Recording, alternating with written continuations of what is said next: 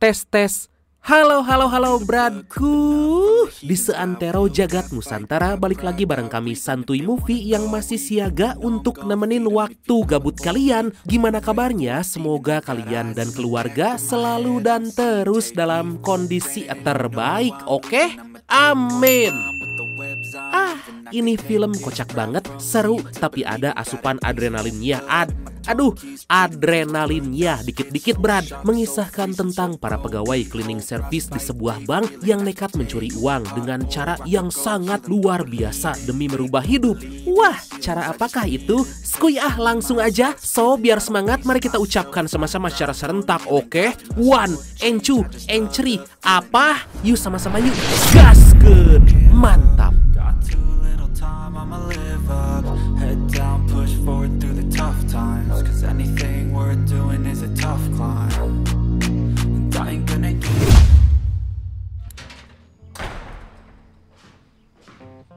Film dibuka di mana kita dikenalkan dengan sepasang suami istri yang cukup lanjut usia, yaitu Bridge dan Don. Di usia mereka yang udah gak muda lagi, seharusnya mereka tinggal menikmati waktu bersama. Tapi semua itu kemungkinan gak akan terjadi karena beberapa tahun sebelum pensiun, Don malah di PHK.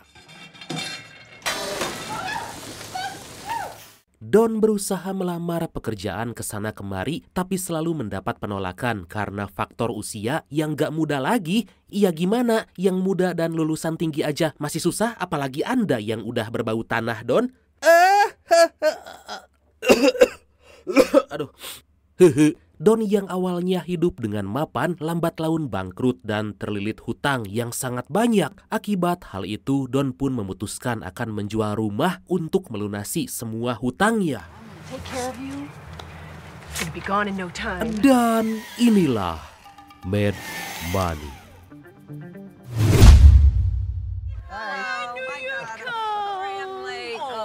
Beberapa saat kemudian, Bridge menghampiri pesta temannya dan sontak sangat terkejut karena diberitahu bahwa Don akan menjual rumah. Dia pun langsung kembali ke rumah demi memastikan informasi itu. Dan benar aja, dengan watados alias wajah tanpa dosa, Don sama sekali gak mengelak dan berkata bahwa itu merupakan pilihan terakhir karena mereka gak punya harta lain yang bisa dijual. No, you did not fail, Don. No, I refuse to believe. Kemudian Bridge meminta agar Don kembali mencari pekerjaan dan harus terus mencoba agar rumah mereka gak harus dijual. Tapi Don yang udah sangat putus asa itu merasa percuma karena lamarannya selalu ditolak.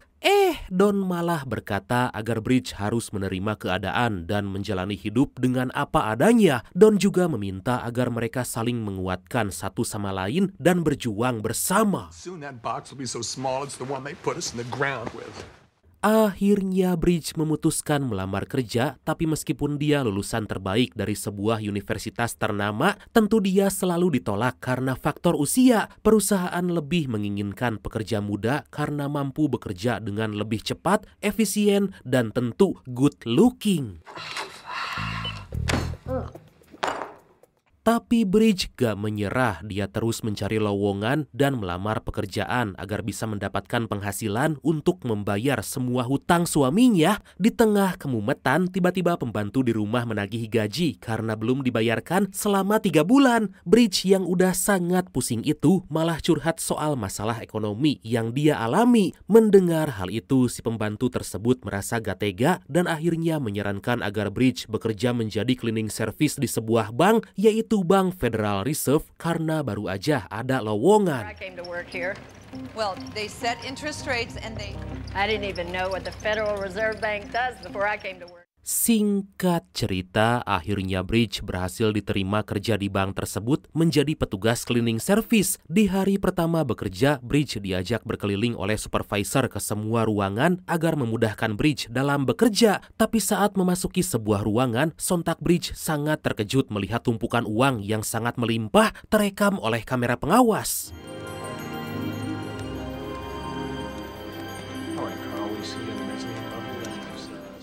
Kemudian Bridge diajak pergi ke ruang penghancuran uang dan dikenalkan dengan seorang petugas bernama Nina. Di sana Bridge kembali pelangap-pelongo melihat tumpukan uang yang dihancurkan begitu aja tepat di hadapannya. For your information ya Brad, jadi Bank Federal Reserve itu bertugas untuk menghancurkan uang-uang kertas yang udah usang atau rusak dan uang itu telah mendapatkan ganti dari negara dengan uang kertas yang baru. Jadi uang-uang itu dihancurkan agar uang yang beredar tetap sama jumlahnya. Nah, kira-kira begitulah.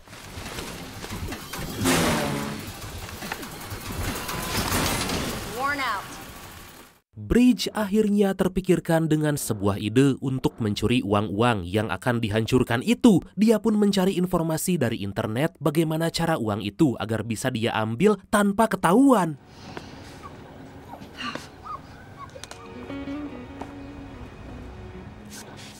Hingga di keesokan hari saat kembali bekerja, Bridge melihat dari kamera pengawas seorang petugas membawa setumpuk uang yang akan dimasukkan ke mesin penghancur. Bridge pun kembali mendapat ide akan melibatkan orang itu dalam melakukan aksi pencurian.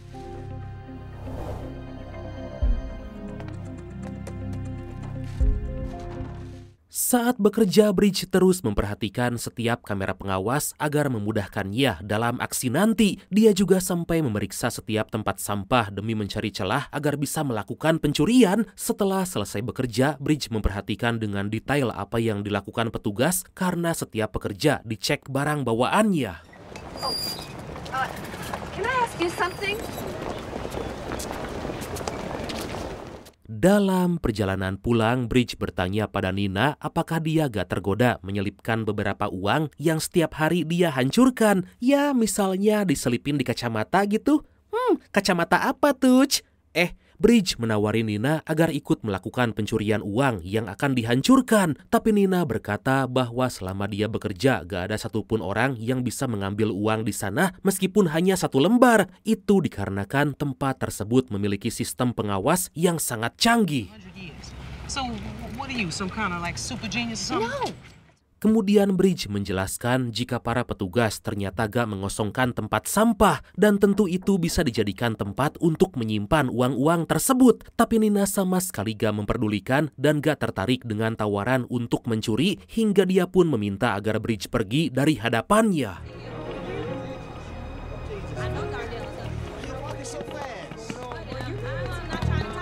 Di suatu hari, Bridge kembali membujuk Nina agar ikut melakukan pencurian. Tapi sayangnya Nina masih kekeh gak mau karena tahu resiko yang akan dihadapi. Bridge pun sangat kesal karena aksi pencurian itu gak mungkin bisa dilakukan hanya dengan 1 orang. Find someone else. Bridge kembali menemui Nina sambil menunjukkan sebuah gembok yang ternyata sama dengan yang digunakan oleh bank. Sontak Nina langsung marah karena Bridge terus memaksa. Duh, maksa bener sih.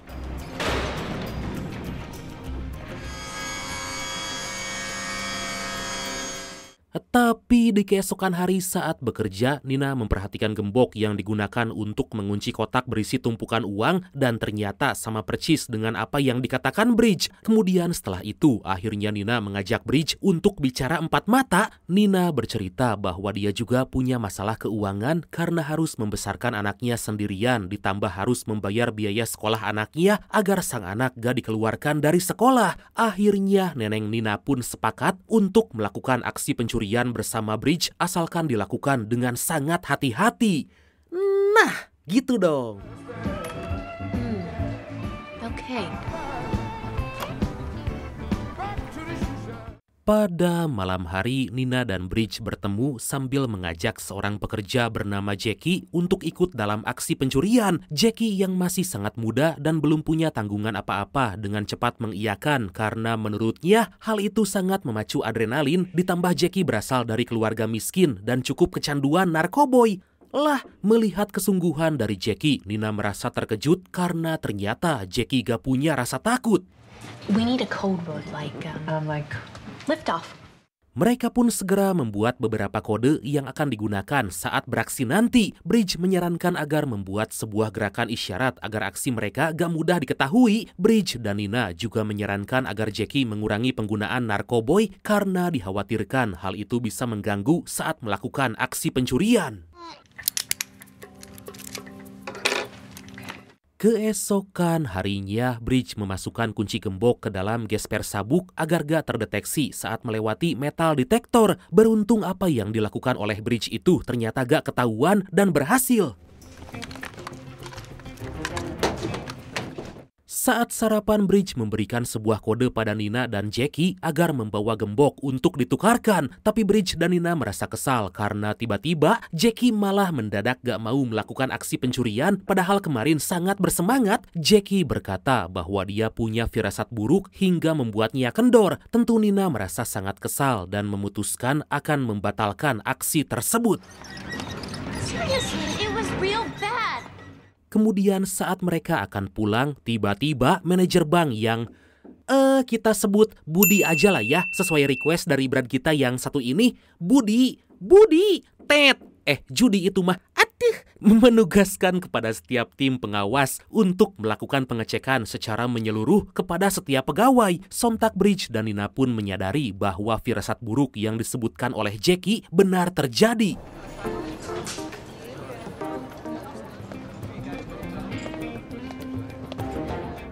Keesokan harinya, Bridge kembali memberikan kode pada Nina agar mulai beraksi. Kemudian Nina menyampaikan kode pada Jackie dan Nina sangat senang karena Jackie ikut melakukan pencurian karena firasatnya berkata bahwa hari ini akan baik-baik aja.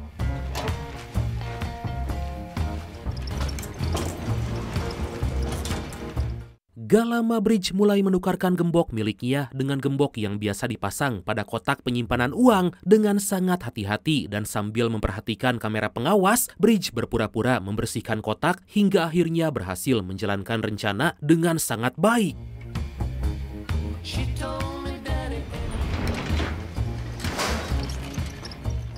Bridge memberitahu Jackie nomor kotak penyimpanan uang yang gemboknya telah dia tukar agar Jackie membawa kotak tersebut sebelum diantarkan ke ruangan penghancur. Tanpa hambatan apapun, Jackie berhasil menjalankan tugasnya dan mengambil kotak tersebut.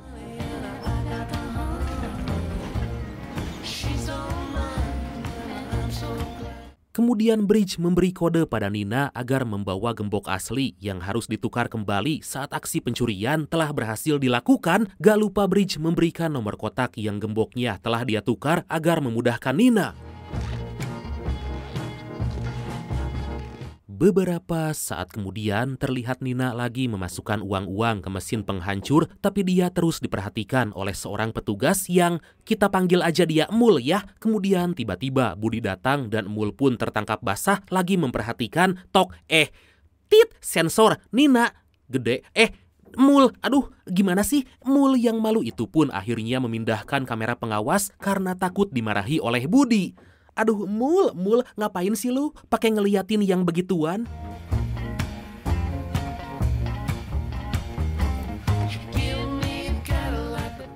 Sementara itu Jackie yang lagi membawa kotak berisi tumpukan uang berhenti sejenak di depan lift untuk membuka gembok. Dengan cepat Jackie membuka gembok itu dan memasukkan beberapa gepok uang ke dalam tong sampah sesuai perintah dari Bridge. Jackie yang dalam bekerja selalu menggunakan earphone untuk mendengarkan musik gak membuat petugas curiga. Dari sana Jackie pergi ke ruangan Nina menyerahkan tong sampah berisi tumpukan uang sambil memberi kode. Nina pun sangat senang karena Jackie betul-betul menjalankan tugasnya dengan sangat baik.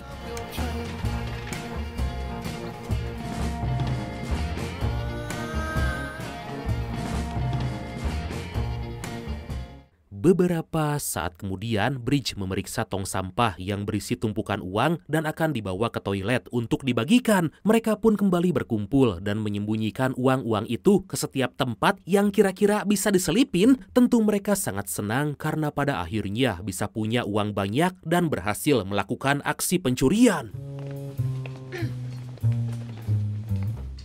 Seperti biasa saat pulang bekerja, mereka kembali harus diperiksa agar gak ada uang yang diambil. Saat itu Nina menyadari bahwa Jackie gak menyembunyikan uang dengan rapih dan bisa dengan mudah ketahuan. Nina pun memberi kode agar Jackie merapikan uangnya. Tapi karena Jackie masih gak sadar, Nina pun mencoba menggoda Emul agar mengulur waktu pemeriksaan. Sambil menggoda Emul, Nina dan Bridge terus memberikan kode agar Jackie segera merapikan uangnya.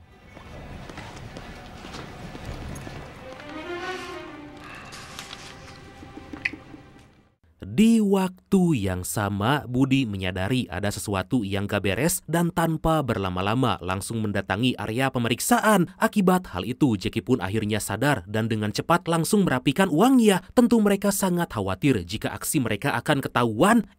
Tapi ternyata... I think you dropped this. Okay, wait a second. 80. Oh, 183. 183 equals... Mereka pun segera berkumpul di rumah Bridge dan menghitung uang yang telah berhasil mereka curi. Dengan perasaan bahagia, mereka menghitung uang-uang itu dan ternyata berhasil mencuri sebanyak kurang lebih $100.000 atau sekitar 1,6 miliar rupiah. Wow!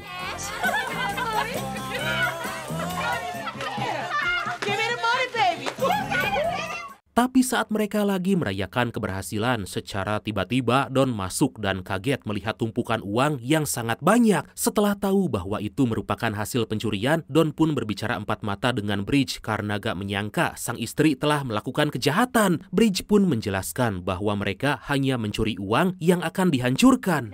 So what do? They pull it from the system again. Sebagai seorang suami yang baik, Don mengingatkan Bridge agar jangan lagi melakukan itu. Tapi karena Bridge gak mau hidup miskin, apalagi rumahnya sampai dijual, dia lebih memilih akan mencuri lagi. Pada keesokan hari, Nina pergi ke sekolah untuk melunasi tunggakan SPP anaknya. Gak cuma itu aja, dia juga akan menyumbang untuk keperluan pembangunan perpustakaan. Mendengar hal itu, petugas TU sekolah merasa sangat senang karena Nina telah melunasi biaya pendidikan anaknya, bahkan sekarang menjadi seorang donatur.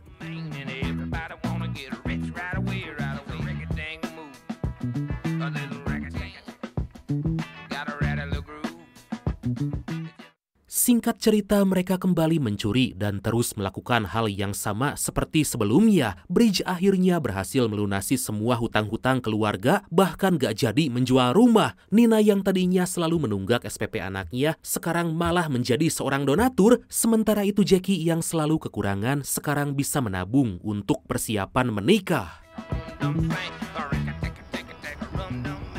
6 bulan kemudian mereka merayakan keberhasilan demi keberhasilan karena telah mencuri banyak uang tanpa ketahuan. Bridge yang terus merasa gak puas berkata akan terus mencuri karena masih butuh banyak uang yang jauh lebih banyak. Don mengingatkan agar mereka jangan serakah karena bisa jadi awal dari sebuah kehancuran. Akhirnya Nina juga mengingatkan agar Bridge jangan terlalu menghambur-hamburkan uang karena akan membuat curiga. No lifestyle changes, we just go slow and be smart. Seketika Nina dan Bridge terlibat cekcok karena Bridge merasa semua aksi pencurian itu merupakan idenya. Nina menjawab bahwa pencurian itu gak akan berhasil jika hanya Bridge yang melakukan dan seketika Bridge menjadi sadar jika tanpa Nina dan Jackie maka aksi itu dipastikan belum tentu berhasil. Oh my God. Pada keesokan hari, Bridge malah pergi ke toko perhiasan untuk membeli sebuah cincin bertahta berlian yang dari dulu sangat dia inginkan. Mengetahui jika cincin itu berharga $62.000 atau sekitar hampir 1 miliar rupiah lah. Tanpa pikir panjang, Bridge langsung membeli tanpa menawar sedikit pun. Wah, wah, wah.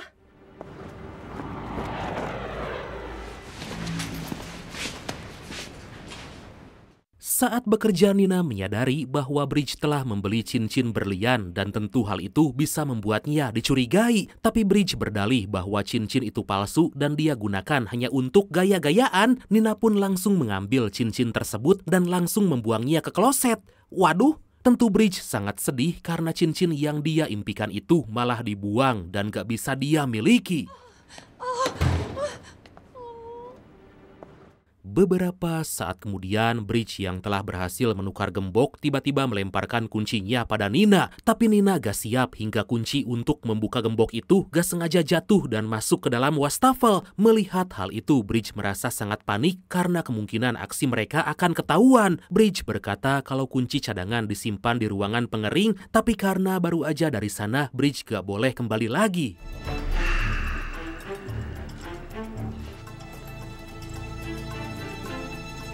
Pada akhirnya Jackie disuruh pergi ke ruangan pengering mengambil kunci cadangan agar pencurian bisa dilakukan dan berjalan lancar, tapi Jackie gak mau karena takut ketahuan. Tapi demi kelancaran pencurian, akhirnya Jackie pun memberanikan diri.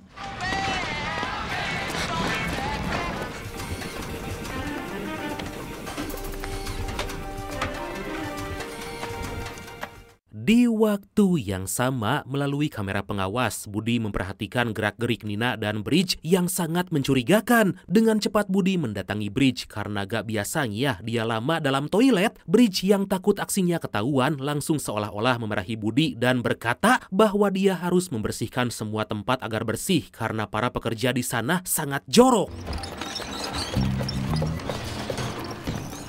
Di sisi lain, Jackie yang udah berhasil mengambil kunci dan akan menyimpannya dalam lift sontak terkejut karena ternyata ada pegawai lain. Jackie pun pura-pura marah dan langsung melemparkan kunci yang udah dibalut dengan permen karet agar bisa diambil oleh Bridge.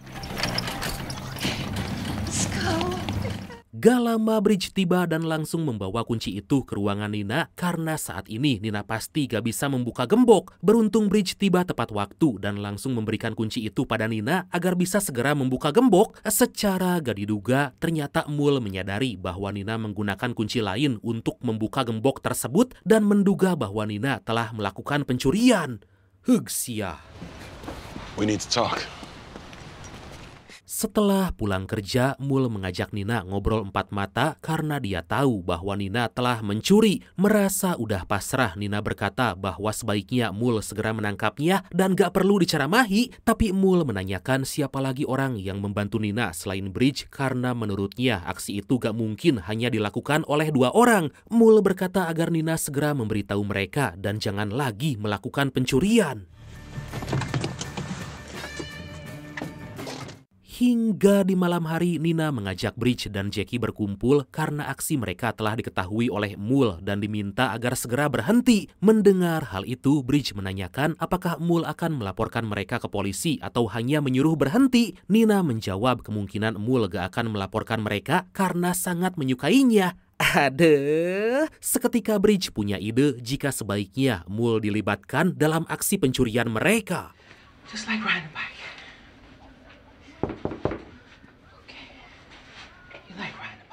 Beberapa saat kemudian, Nina menemui Mul untuk mengajak bekerja sama dalam pencurian dan Mul akan mendapatkan cintanya. Tentu Mul sangat kaget karena Nina berkata seperti itu dan dia sangat bingung harus jawab apa. There's a random search on Thursday.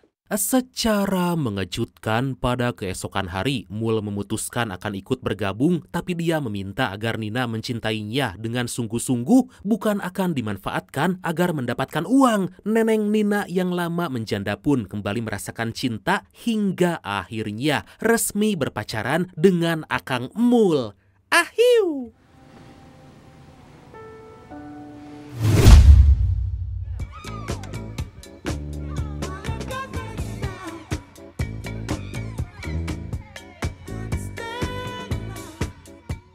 Singkat cerita, mereka bisa mencuri lebih banyak uang dan beraksi dengan sangat mudah karena dibantu oleh Mul. Nina yang seumur hidupnya hampir selalu mengontrak akhirnya memutuskan untuk membeli rumah. Bridge juga akhirnya membeli rumah baru yang jauh lebih besar dan mewah dari sebelumnya. Sementara itu Jackie yang gak punya tanggungan apa-apa memilih untuk memenuhi kebutuhannya dengan sang kekasih.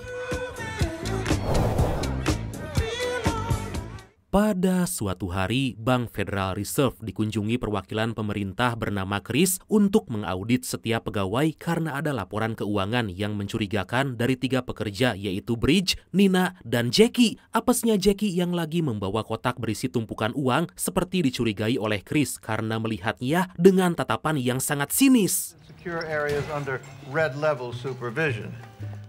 Gak cuma Jackie tapi Bridge juga ditatap dengan sangat sinis oleh Chris dan tiba-tiba kejadian itu membuat Bridge merasa khawatir karena gemboknya jatuh. Beruntung Budi dan para pekerja lain bahkan Chris gak memperhatikan dengan detail apa yang telah dijatuhkan oleh Bridge. Beberapa waktu kemudian, Budi ngobrol empat mata dengan Chris dan berkata bahwa di sana gak pernah terjadi pencurian karena setiap bekerja diawasi dengan sangat ketat dan diberikan akses yang terbatas. Tapi Chris berkata bahwa 1 bulan terakhir dia telah melakukan pengawasan dan sangat meyakini bahwa ada staf yang bekerja sama melakukan pencurian. They would have to physically steal the money, which I just told you is impossible. Tentu sebagai manajer Budi sangat gak terima karena dia telah bekerja dengan sangat baik dan melakukan pengawasan kepada para pekerja. Tapi Chris tiba-tiba datang lalu menuduh tanpa bukti yang kuat. Sebelum pergi, Chris berharap semoga apa yang dikatakan Budi itu benar adanya dan Budi gak terlibat dalam aksi pencurian karena bisa dihukum dengan sangat berat. You will be held accountable. Gak lama berselang, Don menghubungi Bridge karena ternyata Chris menanyai setiap tetangga mulai dari apa yang dikerjakan Don hingga kesehariannya. Don merasa sangat khawatir karena takut dimasukkan ke dalam penjara.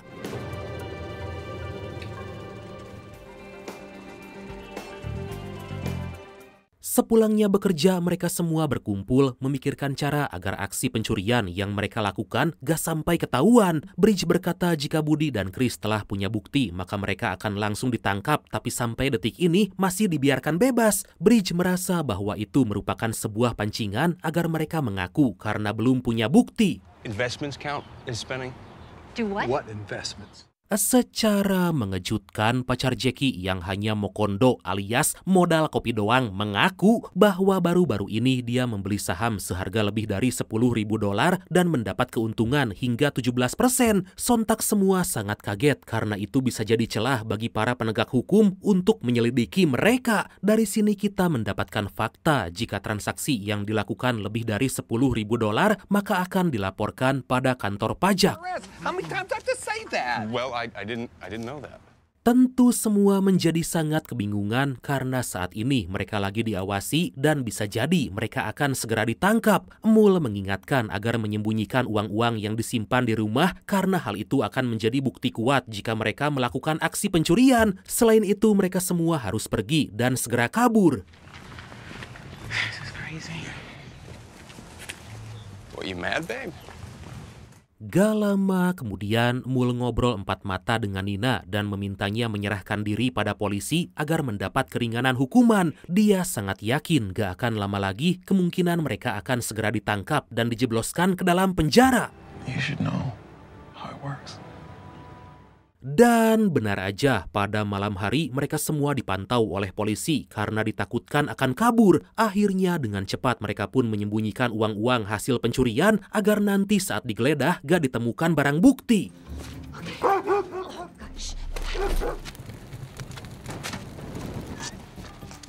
Saat Jackie dan kekasihnya baru aja akan pergi, ternyata mereka telah merencanakan sebuah hal gila dan kemudian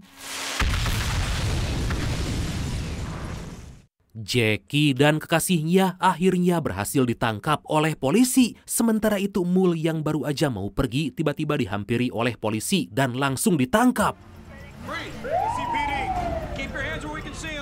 Di sisi lain, Neneng Nina yang lagi mencoba menghilangkan barang bukti dengan membakar semua uang akhirnya ditangkap oleh polisi. Sementara Chris yang sejak tadi berjaga di depan rumah Bridge tiba-tiba melihat Bridge keluar dan pergi menggunakan mobil. Dengan cepat Chris membuntuti dari belakang dan akan menangkapnya di waktu yang tepat. Ternyata Bridge pergi ke sebuah hotel untuk menginap agar aman dari kejaran polisi. Beberapa saat kemudian, akhirnya Don, Mul, Nina, Jackie, dan kekasihnya dibawa ke kantor polisi dan diinterogasi bagaimana caranya mereka sampai bisa melakukan pencurian di tempat yang punya pengawasan ketat. Tapi demi melindungi satu sama lain, mereka semua gak mau mengaku dan kekeh gak melakukan pencurian. Hi. Di keesokan hari, Chris menemui Bridge yang lagi sarapan sambil menikmati secangkir cappuccino. Chris langsung menanyakan berapa banyak uang yang telah mereka ambil hingga membuat mereka menjadi kaya raya. Tentu Bridge merasa sangat terkejut karena tiba-tiba Chris menanyakan soal itu. You know those two amazing women? Amazing. Kemudian Chris kembali bertanya bagaimana cara Bridge merencanakan aksi pencurian dan apa yang melatar belakanginya. Dengan tenang Bridge berkata dia punya teori bahwa kejahatan itu akan menular. Sebelum pergi, Bridge meminta agar Chris menunjukkan bukti bahwa dia telah mencuri dan jika tidak maka dia akan menuntut Chris karena udah sembarangan menuduh. Kemudian Bridge menemui seorang teman dan meminta agar mau menjadi pengacaranya. Melihat Bridge memberikan uang yang sangat banyak, tentu temannya pun bersedia menjadi pengacara agar bisa membebaskan Bridge dari semua tuduhan. Excuse me. What's going on here? Singkat cerita, Bridge dan pengacaranya mendatangi kantor polisi untuk mengajukan keberatan atas penahanan sang suami dan juga teman-teman Bridge. Di sana polisi juga menghadirkan Budi untuk memastikan bahwa telah terjadi pencurian dalam bank. Tapi Budi yang gak mau reputasinya menjadi buruk dengan berat hati berkata bahwa sama sekali gak ada pencurian. Tapi dalam hati kecilnya, Budi merasa sangat kesal karena merasa sangat curiga bahwa Bridge, Nina, dan Jackie telah mencuri. Not so fast, counselor.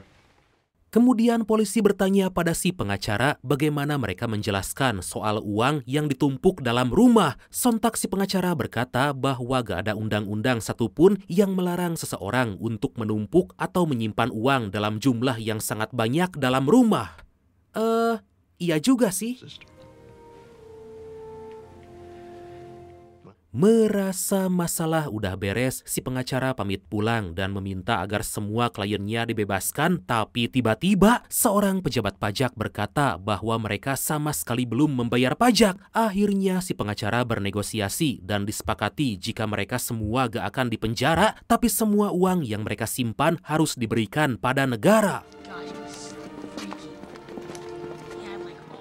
Akhirnya mereka semua bebas dan kembali merasakan udara segar meskipun harus menerima kenyataan bahwa kini uang hasil curian itu udah gak ada. Mereka pun kembali menjalani hidup masing-masing dan berjanji gak akan mencuri lagi.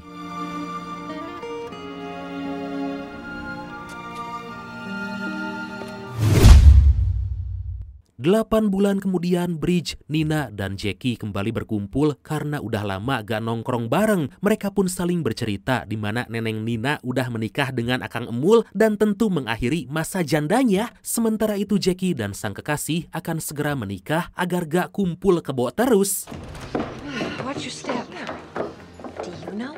Secara mengejutkan, Bridge menunjukkan pada Nina dan Jackie bahwa ternyata selama ini dia menyimpan sebagian uang hasil pencurian di tempat rahasia yang terdapat di restoran yang sering mereka kunjungi. Melihat hal itu, sontak Nina dan Jackie merasa sangat senang karena ternyata Bridge merupakan seorang master pencurian. Anjir, kuat master, ha? Dan akhirnya film ini pun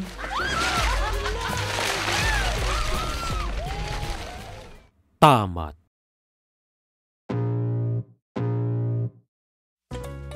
Nah, itu dia Brad. Jangan ditiru ya, karena mencuri itu gak barokah, merugikan orang lain, dan pasti haram. Pokoknya mah gak semudah yang kalian bayangin. Gak kayak di film-film lah, kayak mudah gitu. Padahal mah susah Brad, jangan ya. Oke lah, kita lanjut tisam aja yuk.